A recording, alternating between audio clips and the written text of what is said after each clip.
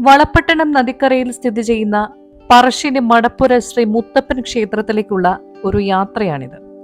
മുത്തപ്പൻ ആറാട്ടിനും അലങ്കാരത്തിനും പറ്റിയ ഒരു സ്ഥലം വേണമെന്ന് മനസ്സിൽ കരുതി. അങ്ങനെ പുരളിമലയിലെ മയിലാടും പാറയിൽ നിന്നും കണ്ണോടിച്ചു നോക്കി. സ്ഥലം കണ്ടുപിടിക്കാനായി ഒരു അസ്ത്രം തൊടുത്തുവിട്ടു.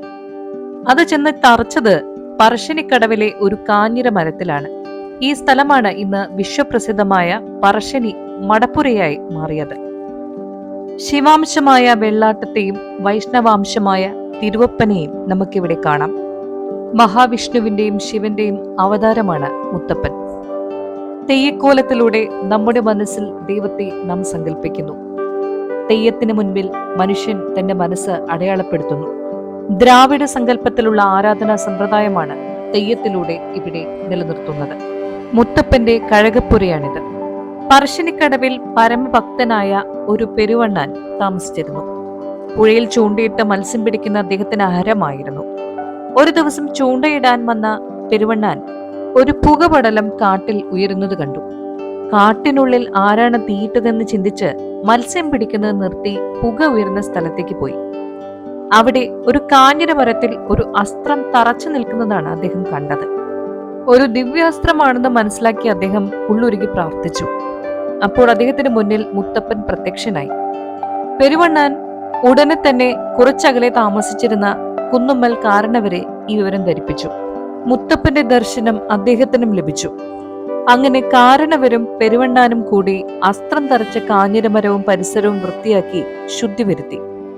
അവിടെ കല്ല് വെച്ച കാരണവർ പുഴുങ്ങിയ പയറും താൻ തന്നെ ചെത്തിയ ഇളം കള്ളും പെരുവണ്ണാൻ താൻ ചൂണ്ടയിട്ട് പിടിച്ച മത്സ്യം ചുട്ടതും നിവേദിച്ചു. കള്ളും ചുട്ട മത്സ്യവും നിവേദിച്ചത് ബ്രാഹ്മണ മേധാവിത്വത്തോട്ടുള്ള ഒരു വെല്ലുവിളി കൂടിയായിരുന്നു. അസ്ത്രം തറച്ച കാഞ്ഞിരമരത്തിനരികിൽ നിത്യേന ഇരുവരും പ്രാർത്ഥിച്ചു.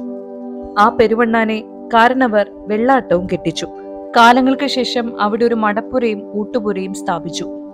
മുത്തപ്പന്റെ ദിവ്യദർശനം ആദ്യം ലഭിച്ച പെരുവണ്ണാനെ സ്ഥിരമായി അവിടെ അടിയന്തരം നടത്താൻ കാരണവർ ചുമതലപ്പെടുത്തി. പെരുവണ്ണാന്മാരാണ് മടപ്പുരയിൽ പരമ്പരാഗതമായി കോലം കെട്ടാറുള്ളത്. ക്ഷേത്രം പിന്നീട് പ്രശസ്തിയിലേക്ക് കുതിച്ചു. മടപ്പുര പുനരുദ്ധരിച്ചു. ശ്രീകോവിലും ചുറ്റമ്പലം ഊട്ടുപുരയും വാണിജ്യശാലകളും പിന്നീട് ഉയർന്നു വന്നു. മുത്തപ്പന് നായ്ക്കളെ വളരെ ഇഷ്ടമാണ്. നായാട്ട് നായ്ക്കളുടെ കൂട്ടവുമായാണ് അദ്ദേഹം നായാടാനായി പുറപ്പെടാറ്.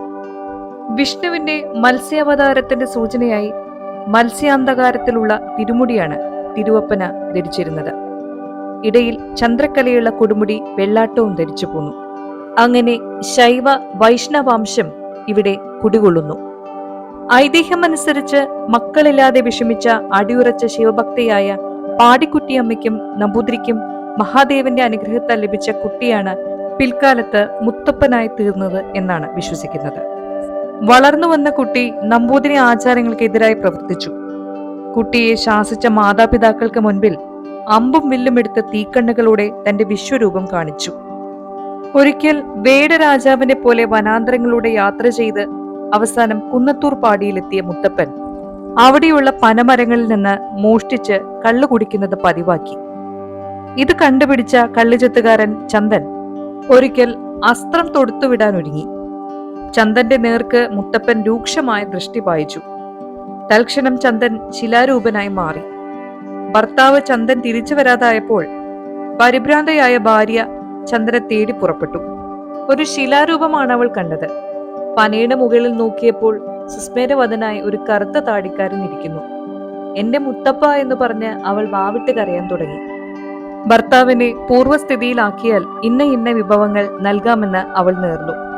ചുട്ട മത്സ്യവും മാംസ്യവും പനങ്കള്ളും നിവേദിച്ച് അവർ പ്രാർത്ഥിച്ചു. ഇന്നും മടപ്പുരയിൽ നിവേദ്യങ്ങൾ ഇവയാണ്. ക്ഷേത്രങ്ങളും പൂജാതി കർമ്മങ്ങളും ബ്രാഹ്മണ മേധാവിത്വത്തിന്റെ അധീനതയിൽ മാത്രം ഒതുങ്ങിയപ്പോൾ ഇതിനെതിരായി മുത്തപ്പൻ പോരാടി. ബ്രാഹ്മണ മേധാവിത്വത്തിനോടുള്ള ഒരു വെല്ലുവിളിയായി അദ്ദേഹം താഴ്ന്ന ജാതിക്കാരെ കൊണ്ട് അടിയന്തര കടമകൾ നിർവഹിപ്പിച്ചു. അതിൽ സാക്ഷ്യം വഹിക്കാൻ സവർണർ എന്ന് കരുതപ്പെടുന്നവരെയും വിളിച്ചു വരുത്തി. ശിവാംശമായ വെള്ളാട്ടം ഒരു സന്ധ്യാനേരത്തെ ഉടലോടെ സ്വർഗം പോകി. വൈഷ്ണവാംശമായ തിരുവപ്പനയാകട്ടെ കുന്നത്തൂർ മലയിൽ തന്റെ ഭക്തരെ അരികെ വിളിച്ചുകൂട്ടി. എവിടെ അധർമ്മം നടക്കുന്നുവോ അപ്പോഴെല്ലാം ഞാൻ അവിടെ പുനർജനിക്കുമെന്ന് ഉദ്ധരിച്ചു. എല്ലാവരും നോക്കി നിൽക്കെ ഒരു അഗ്നിഗോളമായി മുകളിലോട്ട് മറയുകയും ചെയ്തു.